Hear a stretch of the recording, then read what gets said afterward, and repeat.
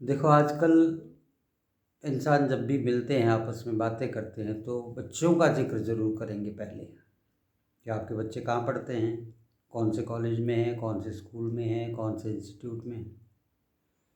और अपने मुँह से बताने में भी काफ़ी बड़ाई अपनी महसूस करते हैं कि हमारा किस कॉलेज में, किस इंस्टीट्यूट में या किस स्कूल में बच्चा पढ़ता है।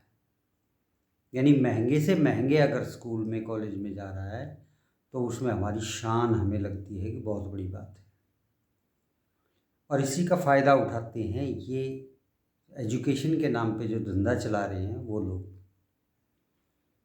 माँ बाप की इस जो कशमकश है एक तरह की, कि अपने आप को समाज में बड़ा दिखाना, दो लोगों के सामने बताना कि मैंने तो बच्चा विदेश भेज दिया, विदेश में है, विदेश में वो 50 लाख कमा रहा है, उससे आपका लेना देना क्या, उसमें आपका क्या सुख है।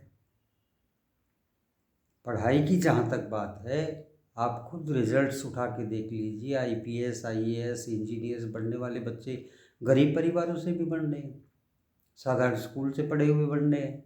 जिस बच्चे में लगन है वो कामयाब होगा। ऐसा कुछ नहीं है कि कोई अयोध्या वाले राम मंदिर में चला गया तो बड़ा भक्त हो गया और जो छोटे मंदिर में जा रहा है वो छोटा भक्त रह गया, ऐसा कुछ नहीं। इस मेंटेलिटी को पेरेंट्स को चेंज करना होगा, वरना ऐसे ही लुटाई पिटाई चलती रहेगी झूठी शान के लिए। अगर आपका बच्चा 50 लाख नहीं, अपनी ज़िंदगी में जब कमाने लगे 50,000 भी कमा रहा है और शाम को आपके साथ बैठ के खाना खा रहा है, अपनी घर की बातें कर रहा है, दुख सुख की बातें कर रहा है, तो आप इस दुनिया में सबसे ज़्यादा भाग्यवान इंसान हो। क्योंकि आपको बड़े मकान से, बड़ी दुकान से, बड़ा ऑफिस, ज़्यादा कमाई, इससे कुछ लेना देना नहीं है।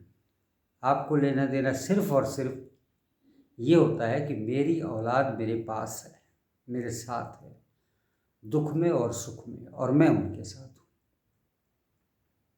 अगर ये सब नहीं है, इस तरह की भावना इंसान के अंदर नहीं है, और वो इन बातों को लेकर अगर परेशान है, तो वो तो यहाँ ज़िंदगी में नरक ही काट रहा है। कहीं स्वर्ग नरक बाहर तो है नहीं, यहीं पे है।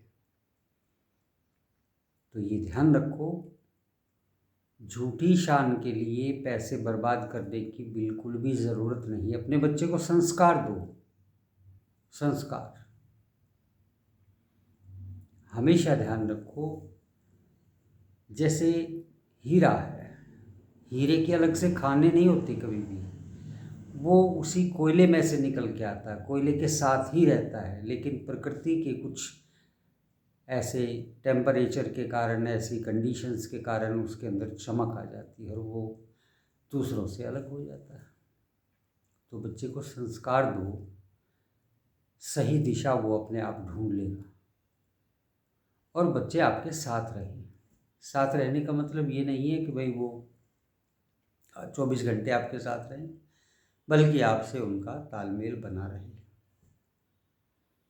तभी ज़िंदगी का कोई मज़ा है जीने का, बुढ़ापे में भी और हर तरह से।